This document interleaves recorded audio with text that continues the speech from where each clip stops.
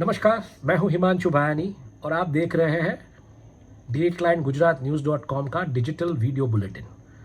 पूरा विश्व आज किस खबर पे जागा, अगर आप ये समझना चाहते हैं तो चीनी जो आर्मी है, चीनी सैन्य ने ऐसा इल्ज़ाम लगाया कि यूएस की एक वॉरशिप हमारी टेरिटरी में आ चुकी है, साउथ चाइना की जो टेरिटरी है, साउथ चाइना सी की उसमें। और साथ ही साथ शी जिनपिंग जिस तरीके से रशिया के प्रमुख व्लादिमीर पुतिन से मिले तो उसको लेके बहुत सारे ओपिनियन पीसीस पूरे समग्र विश्व के जो मीडिया उसमें छाए हुए कि ये 12 मुद्दों का कार्यक्रम क्या है शांति वार्ता को लेके यूक्रेन का युद्ध जो है वो शी की प्रायोरिटी था या नहीं, साथ ही साथ पूरी दुनिया कैसे इसको रिस्पॉन्ड करेगी और कहीं ना कहीं ये शी और पुतिन का जो ब्रोमांस, ब्रदर रोमांस जो है वो कहीं आंसुओं में अल्टीमेटली तब्दील ना हो।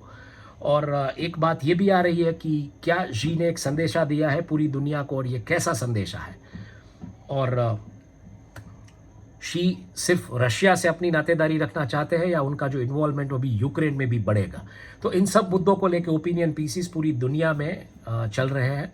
और यूक्रेन की अगर हम बात करें, युद्ध भूमि जो रशिया और यूक्रेन की, तो जैसे ही शी ने रशिया के बाहर कदम रखा, यूक्रेन की राजधानी कीव में एक तरीके से ड्रोन से हमले किए गए। और ये जो हमले किए गए उसमें यूक्रेन का कहना है कि सिविलियंस मरे हैं, अपार्टमेंट्स में कुछ नुकसानियां हुई है, तो ये हमले जायज़ नहीं थे। एक तरफ स्वीडन ने अप्रूव कर दिया है, मतलब नाटो ने अप्रूव कर दिया है स्वीडन की जो एंट्री थी नाटो में उसको। और जैसे यूके से यूरेनियम डिप्लीटेड टैंक्स जो देने की बात थी यूक्रेन को, उसमें अभी रशिया ने कहा है कि हम सेबर न्यूक्लियर मिसाइल्स उससे लड़ेंगे इस अगर ये यूरेनियम डिप्लीटेड टैंक्स यूके देता है यूक्रेन को।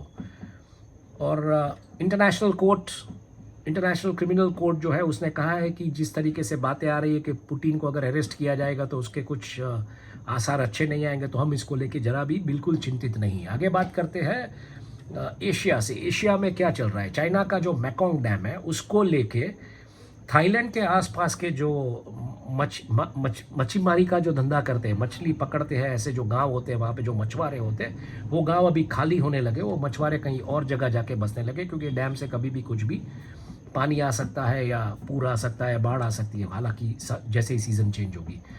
तो दूसरी तरफ थाईलैंड में उसका एक अपना ही जामताड़ा, जैसे भारत में जामताड़ा है जहाँ से फिशिंग कॉल्स वगैरह होती है और लोगों के पैसे निकाले जाते हैं, तो थाईलैंड का अपना ही एक जामताड़ा वहाँ की पुलिस ने डिटेक्ट किया है। वहाँ के लोग, हालांकि ये जामताड़ा जो थाईलैंड का था वो अमेरिकी सीनियर सिटीजन्स और अमेरिकी नागरिक को, जो नागरिक होते हैं, सिटीजन्स होते हैं, उनको टारगेट करता था, लेकिन ये लोग पकड़े गए।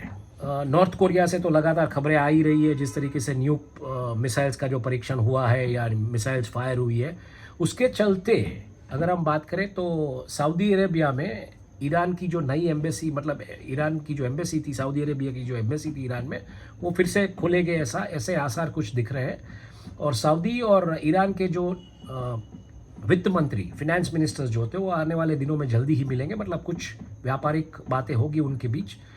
और ताइवान किस तरीके से, मतलब ताइवान के ऊपर चीन अपना कब्जा जमा के बैठेगा आने वाले दिनों में, और ऑस्ट्रेलिया के साथ उसकी कोई लड़ाई नहीं, ऐसा एक ओपिनियन पीस ऑस्ट्रेलिया के मीडिया में जो चीन के राजदूत है शोक्विन जो ऑस्ट्रेलिया में, उन्होंने लिखा है। तो ये भी पढ़ने लायक चीज़ है मेरे ख्याल से। और आगे बात करते हैं, यूएस ने अपना मतलब एक जमावड़ा, मिलिट्री जमावड़ा फिलीपींस के आसपास ताइवान के नज़दीक लगा दिया, और फिलीपींस प्रेसिडेंट ने कहा है कि इसमें हमें कोई दिक्कत नहीं है, क्योंकि जिस तरीके से बातें आ रही है चीन की को एक एबिस ऑफ जियोपॉलिटिकल स्ट्राइफ क्रिएट करना चाहता है, तो उसके चलते अगर यूएस की आर्मी यहाँ प्रेजेंट हो या उसका जमावड़ा यहाँ हो तो हमें कोई उससे दिक्कत है नहीं।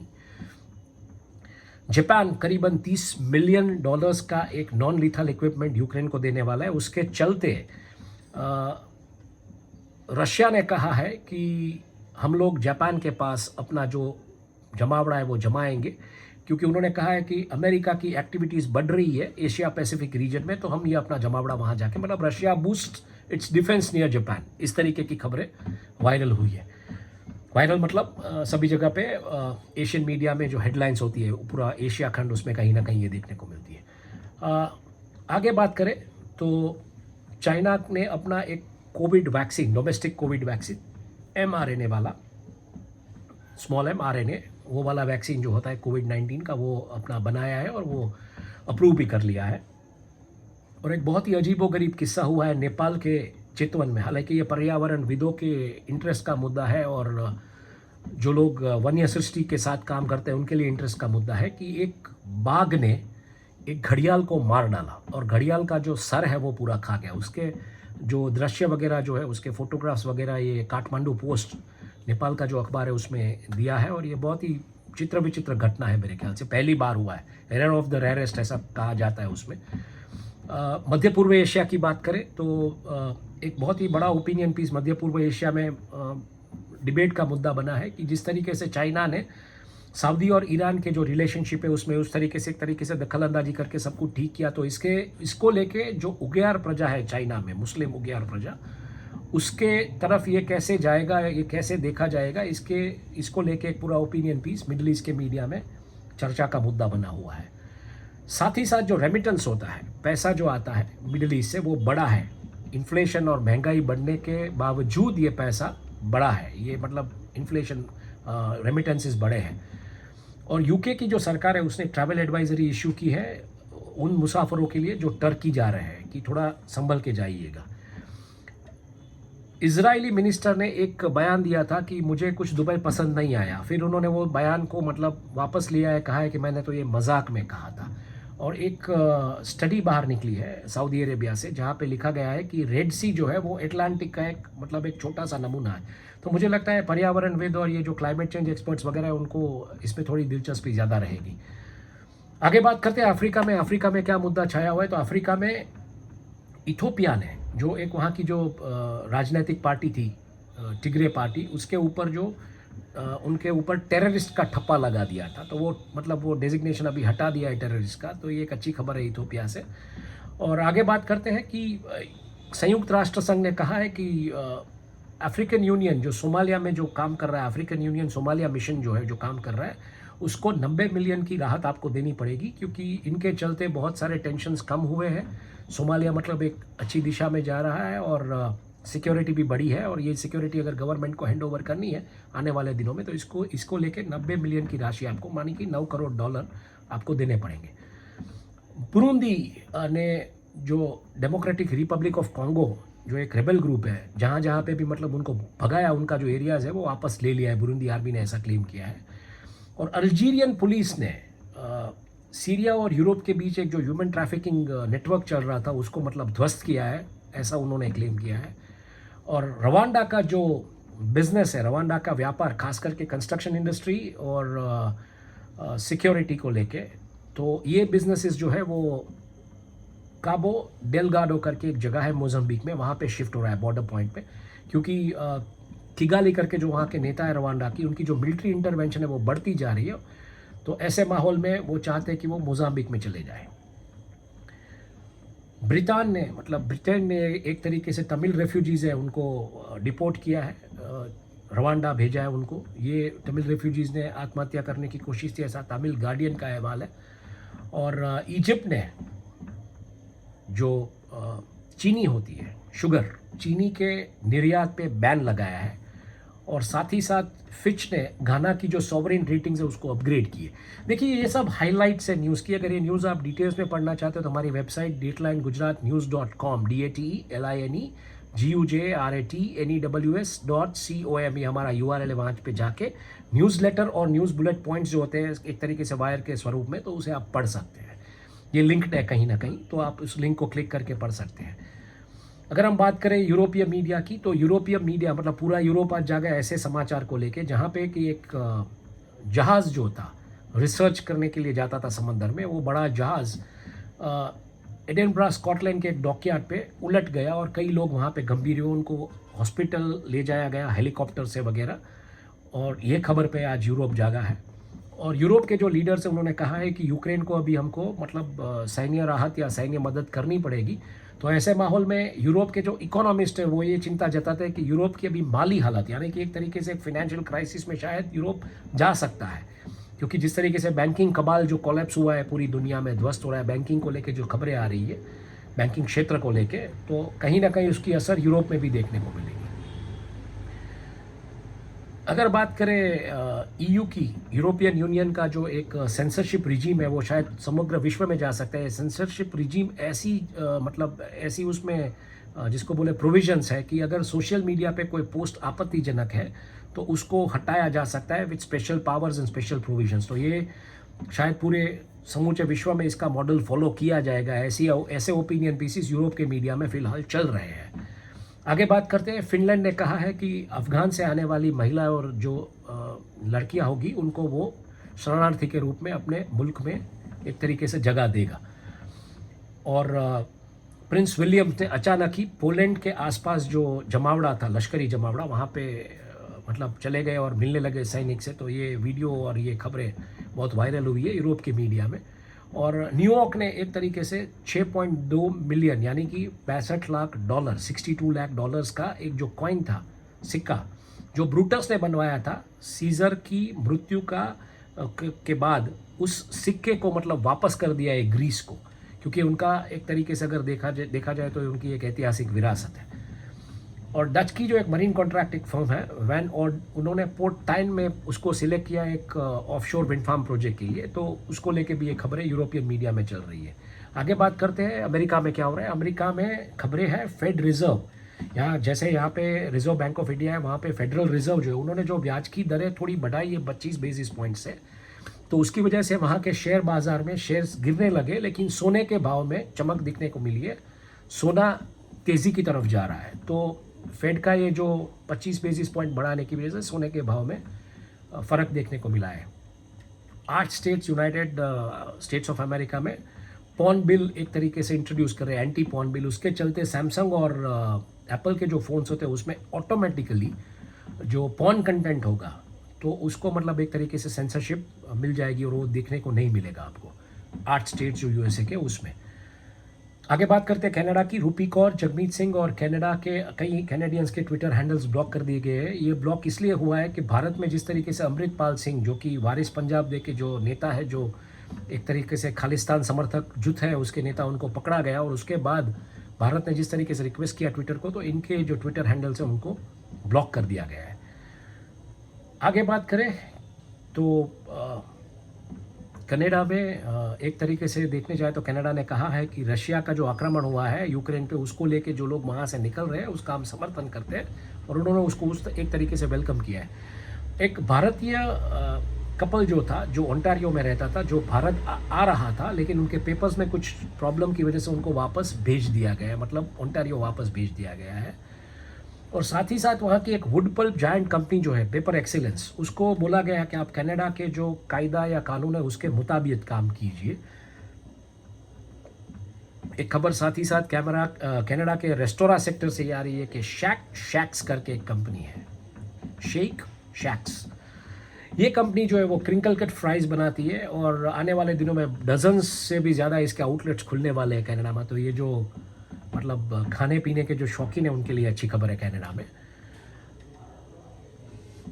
अगर बात करें अमेरिका की, तो अमेरिका में सबसे बड़ा तूफान टॉर्नेडो, यहाँ पे जैसे तूफान आते हैं जिसको साइक्लोन बोलते हैं एशिया में, वहाँ पे अमेरिका में इसको टॉर्नेडो बोलते हैं। तो वहाँ पे एक बहुत बड़ा तूफान आया जो 40 साल में इतना बड़ा तूफान पहली बार आया, जिसने लॉस एंजलिस के बहुत सारे सबर्ब्स, मतलब ये क्लाइमेट चेंज की प्रक्रिया आप देख रहे हैं भारत में भी हो रही है। भारत में कई जगह पे बिन मौसम बरसात हो रही है, गुजरात में हो रही है, कई जगह पे हो रही है, भूकंप आ रहे हैं। तो उसके तहत ये हुआ है कि 40 साल में ऐसा बड़ा तूफान लॉस एंजलिस में और वहाँ पे बड़ी तबाही मचा दी है।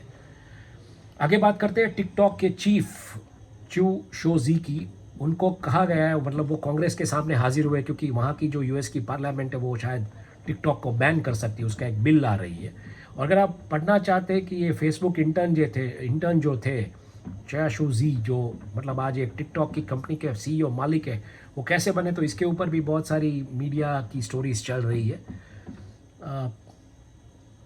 एक तरफ खबर ये भी आ रही है कि यूएस अपने पुराने लड़ाकू जहाज़ जो होते हैं फाइटर प्लेन्स, उसको मिडिल ईस्ट में भेजेगा, मध्य पूर्व एशिया में भेजेगा, जबकि उसके लेटेस्ट जहाज़ जो है फाइटर जेट्स, उसको वो एशिया और यूरोप में भेजेगा। मतलब क्लियरली ये दिख रहा है कि कहीं ना कहीं रशिया और यूक्रेन की जो लड़ाई हो रही है, चीन का जो टेंशन बढ़ रहा है, साउथ कोरिया, चाइना, इसको लेके जो टेंशन बढ़ रहा है एशिया में, तो ये कुछ तैयारियां इस दिशा में लग रही है। टेक्नोलॉजी की दुनिया से बहुत अच्छी खबर, एक पहला मतलब फर्स्ट 3D प्रिंटेड रॉकेट, वो चला तो सही लेकिन ऑर्बिट तक नहीं पहुंच सका, लेकिन थोड़ा उड़ा।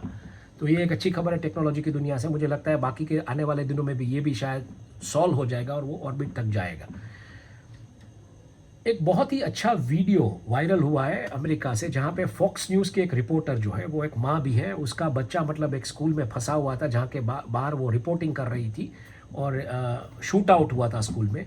तो वो माँ अपने बच्चे को लाइव ऑनलाइन जब रिपोर्टिंग कर रही थी तब जाके हग करती है और मतलब सॉरी भी बोलती है दर्शकों को और कहती है कि मेरा बेटा अंदर था जो मुझे अंदर से सब खबरें दे रहा था। तो ये वीडियो बहुत ही वायरल हुआ। इसकी जो ट्विटर लिंक है वो भी हमने हमारी वेबसाइट पे दी है, तो आप ये देख सकते हैं। और मैक्सिको से अगर हम बात करें तो मैक्सिको की जो ड्रग कार्टेल्स, वो अमेरिकी जो सैन्य से लोग हैं उनको रिक्रूट कर रही है और साथ ही साथ कुछ अमेरिकी नागरिकों भी रिक्रूट कर रही है स्मगलिंग वगैरह करने के लिए ड्रग्स की। ये खबर मैक्सिको के अखबारों में सब जगह पे छाई हुई है। और एक तरीके से सेंटर ऑफ इमिग्रेशन स्टडीज़ जो है उन्होंने कहा है कि ये जो कनाडा की पॉलिसी है, ये वजह है, ये मैक्सिकन ड्रग कार्टेल्स जिस तरीके से ऑपरेट कर रही है, या जो सर्ज ऑफ इलीगल एक्टिविटीज़ है, क्योंकि जो बाइडेन ने कभी भी यूएस कनाडा इमिग्रेशन मीटिंग में इस मुद्दे पे कभी कोई बात ही नहीं की है।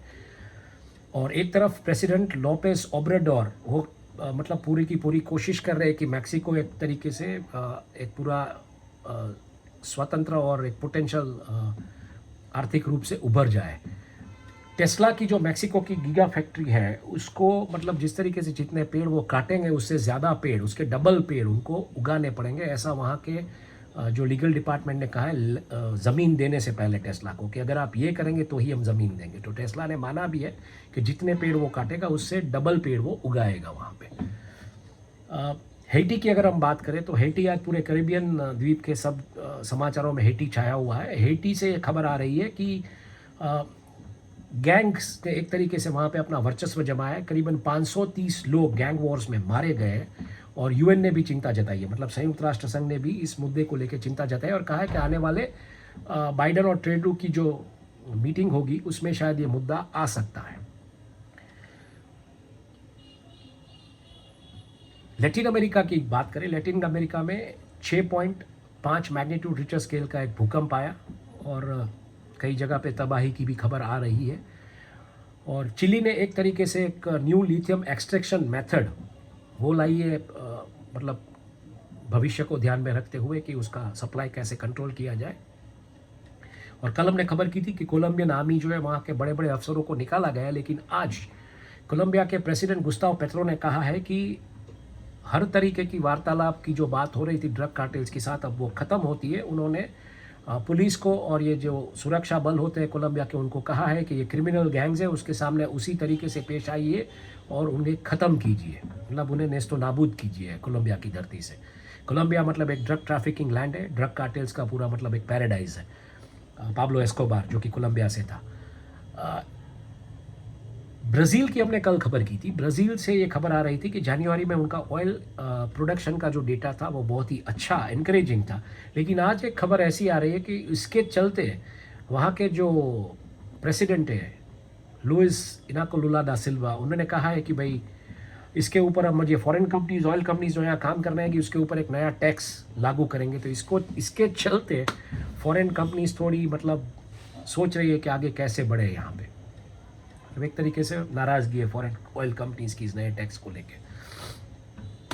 प्लेफुल पैसिफिक्स यानी कि ऑस्ट्रेलिया, न्यूजीलैंड, इन सब आइलैंड्स की अगर बात करें तो अकुस की जो डील और जो न्यूक डील हुई, न्यूक सबमरीन डील जो हुई, उसको लेके वहाँ पे चर्चा है। बहुत सारे ओपिनियन पीसीज आ रहे हैं कि एक तरीके से ऑस्ट्रेलिया का जो सॉवरेनिटी, उसका जो प्रभुत्व है, राजनैतिक प्रभुत्व, उसको लेके चैलेंजेस है, ये अच्छी बात नहीं है। तो दूसरी तरफ ये भी बात आ रही है कि इंडो पैसिफिक सिक्योरिटी जो होनी चाहिए उसको लेके ये डील बहुत ही ज़रूरी थी। SBS जो वहाँ का एक बड़ा नेटवर्क है ऑस्ट्रेलिया का, उन्होंने अपनी एक सीज़न लॉन्च किया अलोन ऑस्ट्रेलिया की। अलोन ऑस्ट्रेलिया एक ऐसा प्रोग्राम है जैसे यहाँ पे बिग बॉस है भारत में, वैसे वो अलोन ऑस्ट्रेलिया में 10 लोगों को किसी टापू में छोड़ते हैं और वो कैसे सर्वाइव होते हैं, क्या करते हैं, तो ये लोग देखते हैं ऐसे रियलिटी शोज। सोलोमन आइलैंड्स, मतलब ये बातें आ रही है कि ऑस्ट्रेलिया का प्रभुत्व होना चाहिए प्रशांत महासागर में, चीन को थोड़ा कंट्रोल में रखना चाहिए, लेकिन ऑस्ट्रेलिया और चाइना के बीच प्रोफेशनल डिफेंस डायलॉग्स हुए और इसके बीच खबर आ रही है सोलोमन आइलैंड्स में एक चीनी कंपनी को कॉन्ट्रैक्ट मिला है वहाँ का एक इंटरनेशनल सी पोर्ट ऑपरेट करने के लिए। तो एक तरफ आप बात कर रहे हैं चीन को कंट्रोल करने की प्रशांत महासागर में, और दूसरी तरफ उसे कॉन्ट्रैक्ट दे रहे हैं वहाँ के ही इलाके में, और वो भी एक इंटरनेशनल सी पोर्ट कंट्रोल करने के लिए, मतलब एक सी पोर्ट चलाने के लिए। तो ये बहुत इंटरेस्टिंग बात है। कैनबेरा की एक टीम है, उन्होंने इस्तांबुल में ऐसे एलिगेशंस लगाए कि वहाँ के जो ईरानियन ऑस्ट्रेलियंस हैं उनको परेशान किया जा रहा है, तो ये ना किया जाए। और एकेन करके एक रिन्यूएबल एनर्जी की एक लीडिंग कंपनी है ऑस्ट्रेलिया की, उन्होंने न्यू इंग्लैंड में अपना एक सोलर का प्रोजेक्ट को कार्यरत किया है आज से। रिट्स कार्ल्टन ने अपना सबसे पहला होटल जो है वो मेलबॉर्न में, मतलब Melbourne, they have debuted in Melbourne and Ritz Carlton debuts in Melbourne, पहला होटल मेलबॉर्न में शुरू किया है। और ऑस्ट्रेलिया का एक लो कॉस्ट कैरियर है जेटस्टार, जैसे यहाँ पे इंडिगो है, गो एयर है, इंडिगो मतलब स्पाइस जेट है, विस्तारा है, एयर इंडिया, इंडियन एयरलाइंस, ये सब जो एयर कैरियर्स है, वहाँ का एक एयर कैरियर है जेटस्टार। डोमेस्टिक और इंटरनेशनल ट्रैवल बढ़ने की वजह से वो धंधा तो अच्छा कर रहा है, बट उनको जिस तरीके से जो माल ले जाने के लिए सप्लाई चेन का जो धंधा मिलना चाहिए वो नहीं मिल रहा है, तो उसको लेकर थोड़ी दिक्कत आ रही है, ऐसे रिपोर्ट्स हैं। दक्षिणी ऑस्ट्रेलिया में कुछ 9 साल में इतने भूकंप के झटके आए कि वहाँ की भूस्तरीय परिस्थितियाँ थोड़ी वहाँ के वैज्ञानिक अभी स्टडी कर रहे हैं। और जियो साइंस ऑस्ट्रेलिया करके एक मीडिया आउटलेट है, उन्होंने कहा है कि दक्षिण ऑस्ट्रेलिया में समस्याएं थोड़ी भूस्तरीय परिस्थितियों को लेकर थोड़ी समझने वाली है।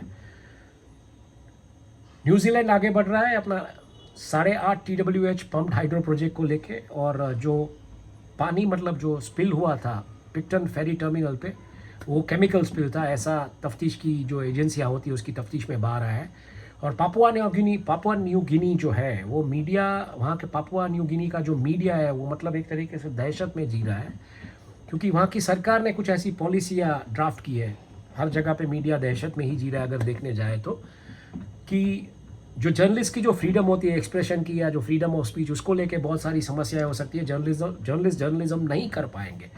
ऐसी खबरें पापुआ न्यू गिनी का जो मीडिया है उसको लेके चल रही है, पैसिफिक आइलैंड के जो मीडिया है उसमें। आगे बात करते हैं फ्रोजन पोलार्स यानी कि तुंद्र प्रदेश है। तो तुंद्र प्रदेश में क्या है, Antarctic sea birds abandon nests after snow storms. जिस तरीके से वहाँ पे बर्फीला तूफान आया उसके बाद वहाँ के जो यायावर पक्षियाँ जो है वहाँ के जो अंडे रखते हैं अपने घोंसलों में, वो घोंसले अभी खाली दिखाई दे रहे हैं। बायोप्लास्टिक प्रोजेक्ट का एक साइंस एक्सपेडिशन अटेंड करने के लिए स्टूडेंट्स पहुँचे एंटार्क्टिका, और अभी जो खबर बताने जा रहा हूँ वो शायद आपको इंटरेस्ट करेगी, आपके इंटरेस्ट की खबर है। मिशन इम्पॉसिबल 8 टॉम क्रूज वाली, आपने देखी होगी जिस तरीके से मोटरसाइकिल स्टंट का वीडियो वायरल हुआ था।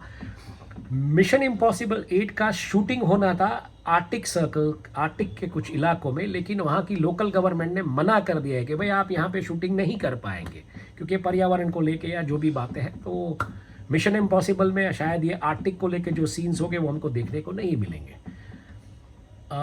बहुत ही एक जुक्स्टापोजिंग पीस, ओपिनियन पीस है, न्यूज़ डेवलपमेंट्स हमको पढ़ने को मिल रहे हैं। ओपिनियन पीस है कि बाइडन ने जिस तरीके से तेल के जो एक्सप्लोरेशन के प्रोजेक्ट्स है उसको जिस तरीके से एक हरी झंडी दी है आर्कटिक्स में, तो ये मतलब आर्कटिक्स को नुकसान करने की बात है। लेकिन दूसरी तरफ अगर देखनी जाए तो रशिया की जो कंपनी है गैज़प्रॉम नेफ्ट, उसको आर्कटिक में ऑफशोर लाइसेंस मिला है। मतलब आप काम कर सकते हैं रशियंस, लेकिन अमेरिकन करेंगे तो ये मैं करूँ तो कैरेक्टर ढीला है, ऐसी बात हो जाती है। तो ये बात थी कि आने वाले दिनों में यूएस और रशिया आर्कटिक में जो तेल का भंडार है या जो भी मिनरल्स का भंडार है उसको ऊपर अपना वर्चस्व जमाने के लिए लड़ाई हो सकती है। और इसका दूसरा इंडिकेशन आ रहा है एक joint tactical insertion with Hercules aircraft. US और कनाडा की सैन्य ने एक जॉइंट एक्सरसाइज की जहां पे उन्होंने हरक्यूलिस एयरक्राफ्ट आर्कटिक में उतारा। मतलब कल खबर आई थी कि आर्मी जो है उसको फाइटिंग गेयर्स दिए जा रहे हैं कोल्ड वेदर में फाइट करने के लिए, और आज हरक्यूलिस एयरक्राफ्ट उतारा गया है। मतलब कुछ तैयारियां तो हो रही है नाटो फोर्सेस को लेके, यूएस को लेके, रशिया को लेके, तो ये सब चल रहा है। चौंका देने वाली खबर, बर्फीली सतह जो है आर्कटिक की वो इस मतलब ये जैसे ही ये समर सीजन आएगी वो पिघलने लगेगी और बिलो एवरेज जा सकती है, मतलब ऐसी बात आ रही है। और क्योंकि विंटर में जो आर्कटिक सी आइस होना चाहिए, वो भी बिलो एवरेज रहा है। तो बर्फ़ की जो सतह है वो भी विंटर में जितनी जमनी चाहिए वो जमी नहीं है, और समर आते ही वो और भी पिघलने लगेगी। तो क्लाइमेट चेंज या जो क्लाइमेट एक्सपर्ट्स है पूरे वर्ल्ड के, इनके लिए मुझे लगता है ये पूरा मुद्दा है स्टडी का, और ये कैसे इम्पैक्ट करता है बेमौसम बरसात ये सब, तो ये भी है। आगे बात करते हैं टेक्स्ट्रॉन स्पेशलाइज्ड व्हीकल्स की। उन्होंने व्हीकल्स रिकॉल किए हैं। ये व्हीकल्स जो ओल्ड एरियन व्हीकल्स होते हैं, खास करके आर्कटिक और एंटार्क्टिक बर्फीले जगह पे ये व्हीकल्स चलाए जाते हैं, उनमें कुछ टेक्निकल ग्लिच होने की वजह से ये कंपनी ने ये व्हीकल्स रिकॉल किए। तो पूरे दुनिया से यही खबरें थी। आपका दिन शुभ रहे। बहुत सारे लोगों से रिक्वेस्ट हमको आ रही है कि हम खबरें करें भारत से, गुजरात से, बिज़नेस जो कि मेरा स्पेशलाइजेशन है, लेकिन वक्त कम मिलता है, मैं अकेला हूँ। हम चाहते हैं बिल्कुल ये सब खबरें करें, लेकिन हमने ये फॉर्मेट में हमने ये देखना है कि भारत की कोई खबर जो इंटरनेशनल मीडिया में होगी, या बिज़नेस की कोई खबर इंटरनेशनल मीडिया में होगी, गुजरात जो हमारा होम स्टेट है वहाँ की कोई खबर इंटरनेशनल मीडिया में होगी, तो हम बिल्कुल उसके बारे में बात करेंगे, क्योंकि हम इंटरनेशनल मीडिया की हेडलाइंस फॉलो करते हैं। तो ये वजह है। तो आपका दिन शुभ रहे। धन्यवाद। Thank you.